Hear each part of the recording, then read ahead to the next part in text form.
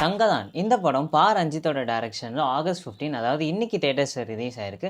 இந்த படத்தோடைய கதை என்னன்னா, படத்தோடைய கதையை தான் வேணாம் டேரெக்டாக போய் படமே பார்த்துருங்க. இந்தியன் சினிமாவில் மட்டும் இல்லாமல் விக்ரமுடைய கெரியர்லையும் ஒரு பெஸ்ட்டான படமாக இந்த படம் அமைஞ்சிருக்கு. இந்த படம் ஆரம்பித்து ஒரு 5-10 நிமிஷம் இன்ட்ரோடக்ஷனுக்கு தான் மெதுவாக டைம் எடுத்துக்கிட்டு விக்ரம் ஒரு கதை சொல்கிற மாதிரி இந்த படத்தோடைய ஆக்சுவல் பிளாட்டை ஓப்பன் பண்ணுவாங்க. அங்கேருந்தே இந்த படம் வெறித்தனமாக இருக்கும். டெக்னிக்கலாகவே படம் சூப்பராக இருந்துச்சு. முக்கியமாக இந்த கதை நடக்கிறதே பார்த்தீங்கன்னா 1800s பிரிட்டிஷ் ஆட்சி நடக்கிற மாதிரி காமிச்சிருப்பாங்க.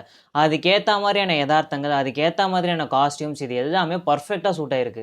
காஸ்டிங் எல்லாமே பர்ஃபெக்டாக இருந்துச்சு. முக்கியமாக ஃப்ரேமுக்கு ஃப்ரேம் அது விக்ரம் தானான்னு ஆச்சரியப்படுத்துகிற அளவுக்கு மிரட்டி விட்டுட்டாரு. அவருடைய பாடி லாங்குவேஜ், அவருடைய காஸ்டியூம் எல்லாமே வேற லெவலில் இருந்துச்சு. படத்தோடைய இன்டர்வெல்லையும் சரி, படத்தோடைய கிளைமேக்ஸில் ஒரு ஃபைட் ஒன்று வரும். அப்போது பகல் ராத்திரின்னு மாற்றி மாற்றி காட்டுவாங்க. அதெல்லாம் பயங்கரமாக இருந்துச்சு. டு பி ஹானஸ்ட், நான் விக்ரம் ஃபேன். அவர் கடைசியாக நடித்த இருமுகன் ஸ்கெட்சுக்கு அப்புறமா வந்த எந்த படமுமே சாட்டிஸ்ஃபைடாகவே இல்லை. ஆனால் அது எல்லாத்துக்கும் சேர்த்த மாதிரி இந்த படத்தை கொடுத்துருக்காரு. இந்த படத்தில் வைலன்ஸ் கொஞ்சம் அதிகமாக வரும். ஸோ ஃபேமிலி ஆடியன்ஸுக்கு இந்த படம் செட் ஆகுமான்னு தெரியல. மற்றபடி சினிமா லவர்ஸ் எல்லாருக்குமே இந்த படம் கண்டிப்பாக பிடிக்கும். இந்த படத்துக்கு என்ன மியூசிக் தேவையோ அதை கரெக்டாக கொடுத்துருக்காங்க. ஸோ நீங்கள் ஃப்ரீயாக இருந்தீங்கன்னா இந்த படத்தை தேட்டரில் போய் மிஸ் பண்ணாமல் ஒரு வாட்டி ட்ரை பண்ணி பாருங்கள்.